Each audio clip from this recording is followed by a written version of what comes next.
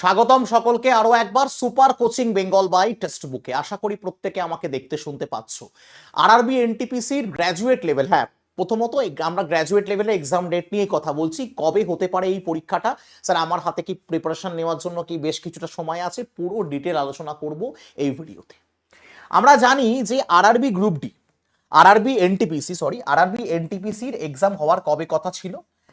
আরআরবির calendar অনুযায়ী এপ্রিলের শেষ সপ্তাহ থেকে হওয়ার কথা ছিল। স্যার এখন তো সবে মার্চ মাস, এখনো কি সেই সম্ভাবনা থাকছে?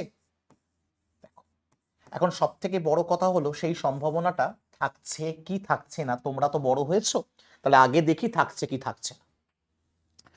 এটা কিসের স্যার? আরআরবি জেইর এক্সাম ডেট এপ্রিলের শেষের দিকেই, কত 22শে এপ্রিল থেকে, 22শে এপ্রিল না, শুধু 22শে এপ্রিল একদিনেই হবে।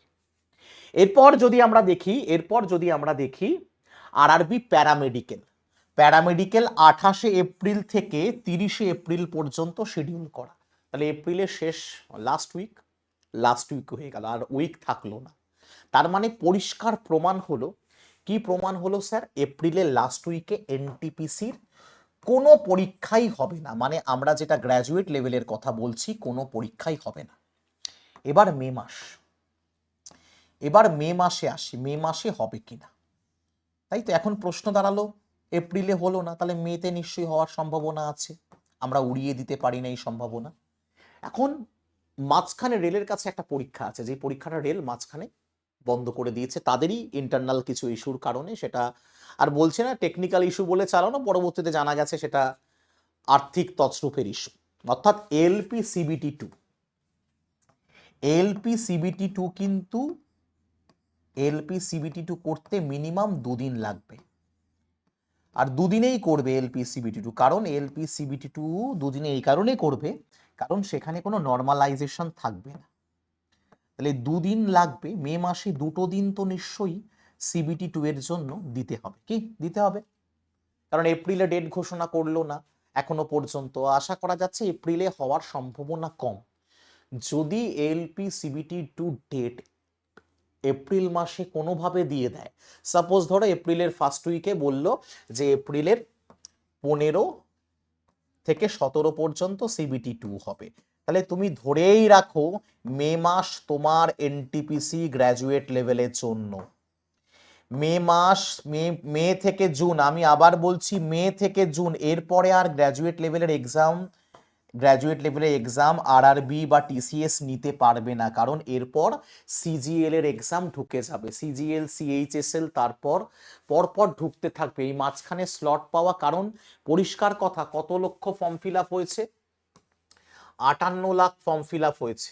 তাহলে 58 লাখ যদি ফর্ম ফিল আপ হয়ে থাকে, 58 লাখের ফর্ম ফিল আপ তো দুদিনে পরীক্ষা নিতে পারবে না, দুদিনে পরীক্ষা হবে না। মিনিমাম 15 দিনের একটা স্লট লাগবে,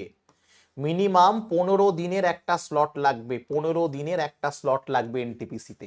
তাহলে 15 দিনের যদি স্লট লাগে, তার মানে এই সময়টা, আবার বলছি দেখো, আমার কাছে কোনো ইনফরমেশন নেই, বলবে স্যার আপনি কেন বলছেন, এটা লজিক্যাল ব্যাপার। কারণ গ্র্যাজুয়েট লেভেলে যারা প্রিপারেশন নিচ্ছ তারা অনেকে ভেবে বসে আছো জুন মাসেও পরীক্ষা হবে না, অনেকেই বলছে, দেখছি তো কমেন্টে, যে জুনের 2 তারিখের আগে পরীক্ষা হবে না।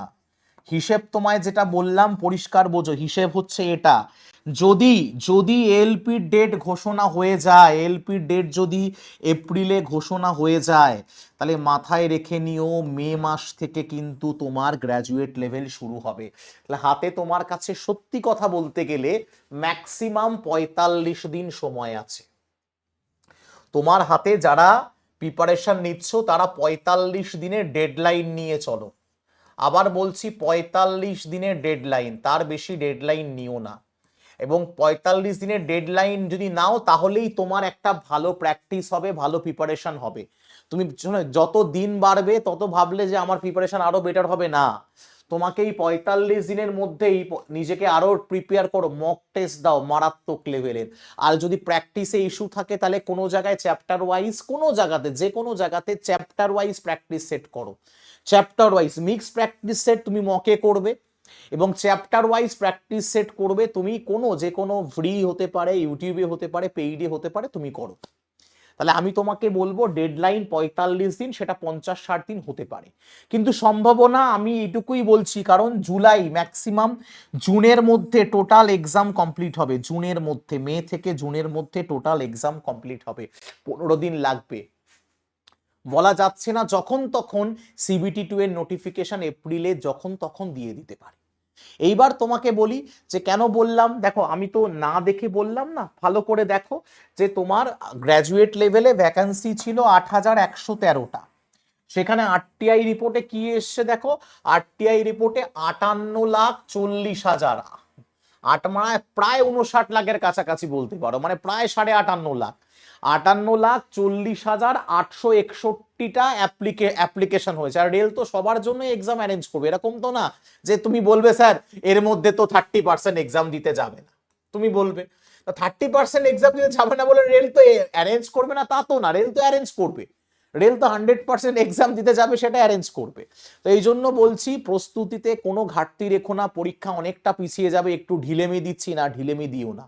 আর তোমাকে বলে রাখছি, যদি তুমি মনে করো আমার সাথে এনটিপিসির প্রিপারেশন নেবে, আমাদের একটা ক্র্যাশ কোর্স চলে এসছে এনটিপিসির প্র্যাকটিস ব্যাচ, ক্র্যাশ কোর্স বলবো না, পুরো প্র্যাকটিস ব্যাচ, মানে চ্যাপ্টার ওয়াইজ প্র্যাকটিস হচ্ছে 649 টাকায়। কত দিনের ভ্যালিডিটি? 6 মাসের ভ্যালিডিটি। এর সাথে সাথে আমরা এর যে ফাউন্ডেশনটা আছে পথিকৃৎ, কেউ যদি মনে করে যে 45 দিনে আমি 2x স্পিডে ফাউন্ডেশনটা দেখবো, সেটা নিতে পারো।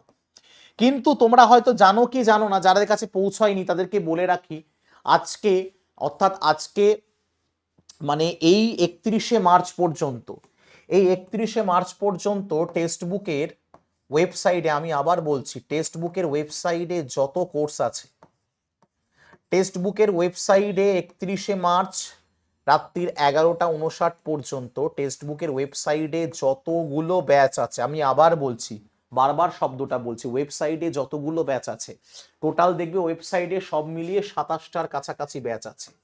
সব কটা ব্যাচকে একটার মধ্যে ঢুকিয়ে দেওয়া হলো, যার নাম দেওয়া হলো বেঙ্গল টাইগার। এবং 31 তারিখের পর এই বেঙ্গল টাইগার ওয়েবসাইটে তুমি বেঙ্গল টাইগারটাকেও দেখতে পাবে, বেঙ্গল টাইগারটাকে ডিলিট করে দেওয়া হবে। এই জন্য তোমাদের এই 27টা ব্যাচ এবং আগামী যতদিন না তোমার সিলেকশন হচ্ছে, ভ্যালিডিটি তো মেইন ব্যাপার, যতদিন না তোমার সিলেকশন অর্থাৎ লাইফ টাইম যতদিন না তোমার সিলেকশন হচ্ছে, তোমার কাছে এতগুলো ব্যাচের সব কটা, রেল বলো, এসএসসি বলো, ওয়েস্ট বেঙ্গল বলো, সব কটা ব্যাচের অ্যাক্সেস থাকবে। এবং যত নতুন কোর্স আসবে, যত নতুন ব্যাচ, যদি ব্যাংকের আবার নতুন ব্যাচ আসে, ব্যাংকের একটা ব্যাচ অলরেডি আছে, যদি আবার আসে তার অ্যাক্সেস তোমাকে দিতে দিতে থাকা হবে। মানে এরকম না তুমি নিয়েছো, আজকে নিয়েছো, 1.5 বছর পর একটা ব্যাচ এলো বা 6 মাস পরে একটা ব্যাচ এলো, তুমি পাবে না, তুমি আগে পাবে। অন্য নতুন তাকে শুধু সিঙ্গেল ব্যাচটা 700-800 টাকা দিয়ে কিনতে হবে, কারণ এই গ্রুপ ডির ব্যাচটা আলাদা করে কিনতে গেলে 600 টাকা লাগে, এনটিপিসি লাগে 650 টাকা তোমাকে বললাম, এসএসসি জিডি লাগে 500 টাকা, তখন তাকে যখন যার যেটা লাগবে আলাদা করে নিতে হবে এইরকম। এবং সেখানে ভ্যালিডিটি পাওয়া যায় মাত্র 6 মাস, আর এখানে পাচ্ছ লাইফ টাইম ভ্যালিডিটি। তাই এই সুযোগটা হাতছাড়া করো না। আর মক টেস্ট, পাস প্রোতে এই জিনিস পাবা, আর আমাদের বেঙ্গল টাইগারে পাস প্রোতে যেগুলো নেই সেগুলো তার থেকে বেশি ফিচার্স আমরা এখানে ঢুকিয়ে রেখেছি। তো এটাই বললাম যে তোমরা যারা নিতে চাও, প্রাইস মাত্র 1197 টাকা দাম, ভ্যালিডিটি যতদিন না তোমার সিলেকশন, অর্থাৎ কি লেখা আছে, life time validity, life time. এবং এই লাইফ টাইমে যতদিন না তোমার সিলেকশন হচ্ছে ততদিন নতুন ব্যাচ সব ইনক্লুড হবে, মক টেস্ট ইনক্লুড হবে। আর যদি নিতে চাও এই কুপন কোড ব্যবহার করতে পারো, অথবা এই নাম্বারে হোয়াটসঅ্যাপ করতে পারো 7001630649। আর একটা কথাই বলবো, যারা আমার সাথে জুড়ে থাকতে চাও, যে ক্লাসের পিডিএফ আপডেট সব এই টেলিগ্রাম, প্রায় 13,000-এর একটা চ্যানেল, সেখানে যাবে, এই ভিডিও ডেসক্রিপশনেও তোমরা পিডিএফ, তোমরা ওই টেলিগ্রামের লিঙ্কটা পেয়ে যাবে। তাই শেষ করছি এখানে, প্রত্যেকে ভালো থেকো, সুস্থ থেকো। যদি ভিডিওটা তোমার কাছে ইনফরমেটিভ মনে হয়, তুমি একটু মোটিভেট হলে জানিও কমেন্ট করে। আর যদি আজে বাজে কিছু মনে হয়, কমেন্ট করতে হবে না, কারণ কমেন্ট তো তোমরা আজকাল ভাষার স্খলন তো মারাত্মক করো, শালীনতা তোমরা হারিয়ে ফেলেছো। মানে কাউকে খারাপ লাগলে অন্যভাবেও কথা বলা যায়, তোমরা যেভাবে যে সমস্ত শব্দ চয়ন করো সেটা আজকাল সত্যিই নেওয়া যায় না। সমাজ সত্যিই বদলাচ্ছে। যাই হোক, আমি পিছিয়ে আছি হয়তো, বা আমরা পিছিয়ে আছি। ভালো থেকো, সুস্থ থেকো। যারা নতুন এলে অবশ্যই জয়েন করে নিও।